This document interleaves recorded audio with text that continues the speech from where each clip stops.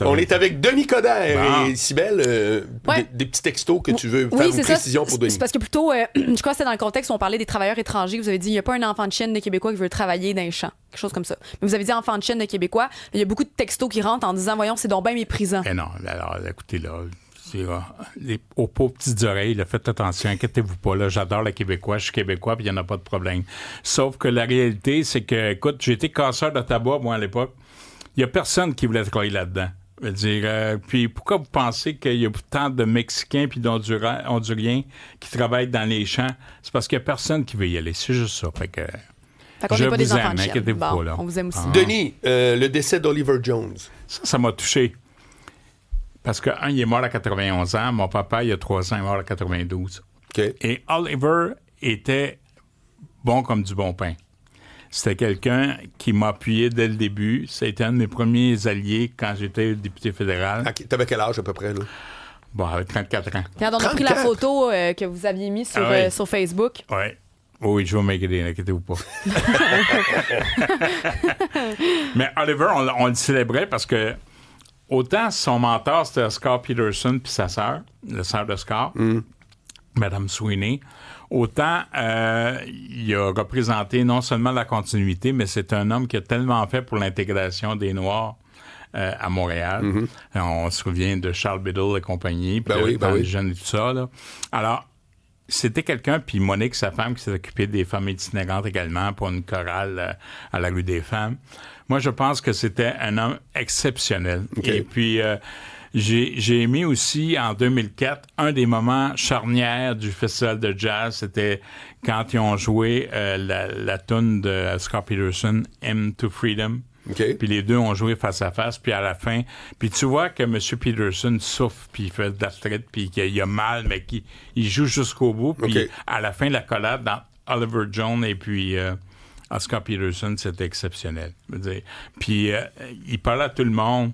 Et puis la musique, c'est universel. Hein? Puis le jazz, c'est l'improvisation à l'état pur. Donc c'est quelqu'un qui, déjà, était tellement humain, tellement proche des gens, et puis c'était une inspiration de tout instant, autant pour les jeunes puis les moins jeunes, et puis, tu sais, il y en a qui en parlent, d'autres qui le font. Ça, c'était Oliver Jones. OK. Denis Coderre, pendant qu'on t'a, tu ferais un grand chroniqueur politique, parce que t'as tout vu. Qu'est-ce que tu t'attends à quoi pour l'élection provinciale de cet automne? Un gouvernement minoritaire. Ah bon? Ah, ben oui. OK. Et puis là, tout le monde va essayer de faire attention. Là, tout le monde démissionne, tout le monde s'enlève, là, parce que tout d'un coup, j'ai dit quelque chose de pas correct. Là. Je veux dire, écoutez, la réalité, c'est que les gens crèvent de faim présentement. Il y a un problème majeur. Il faut qu'on s'occupe des gens. Et puis, on dépense, puis au bout de la ligne, on n'a pas l'impression qu'on a les services qui vont avec. Donc, nécessairement, je pense que les gens n'ont pas besoin d'un autre gouvernement, ils ont besoin de gouvernance. Alors, il faut travailler en ce sens-là. Alors, écoute, c'est pas moi qui ai inventé ça, Lucien Bouchard en a parlé. C'est pour ça que le ballot box, la question de l'une, devrait être quel genre de société voulez-vous?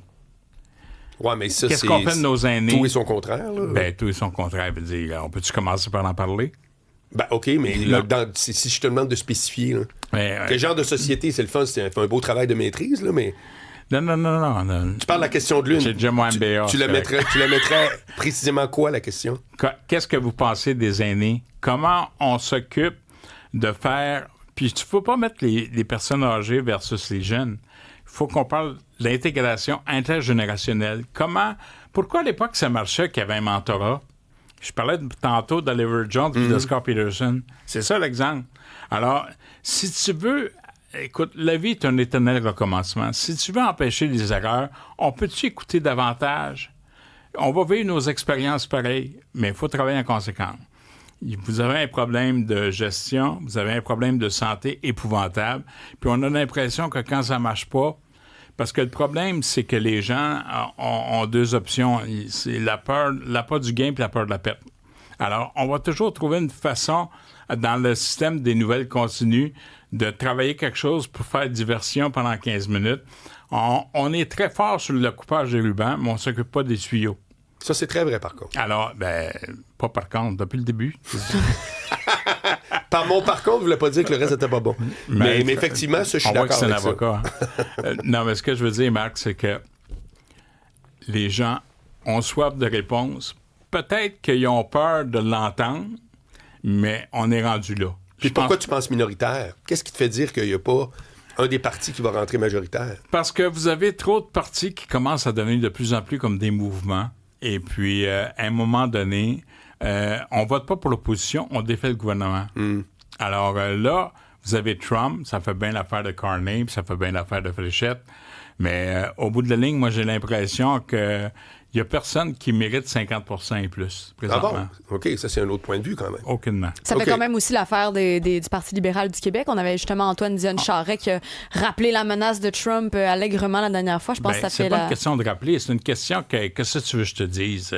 Mais il sera tant plus qu'à là. moi, savez-vous ce que je dirais à Donald Trump? Vous comprendrez le fameux discours de Gilles Proulx au Centre Paul Sauvé quand il a parlé de D'Iberville Fortier, le responsable des commissaires aux langues officielles. Okay. Il avait dit juste une phrase.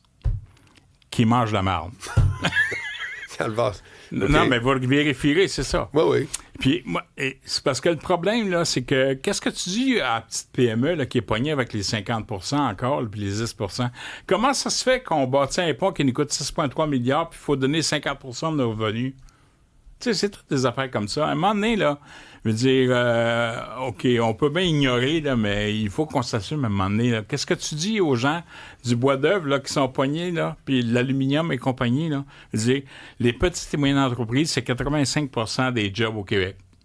Alors, il y a un problème de main-d'œuvre, il y a un problème même de survie présentement. Donc, tu mettrais l'économie très en haut dans tes priorités. Bien, l'économie, c'est une priorité, mais la condition de vie en est une. Je pense que la qualité de vie en est une, importante. Parce que là, présentement, moi, là, j'ai un modèle exceptionnel, M. Des-Savoie, puis le groupe Soleil qui fait un travail extraordinaire, parce qu'on est attentionné.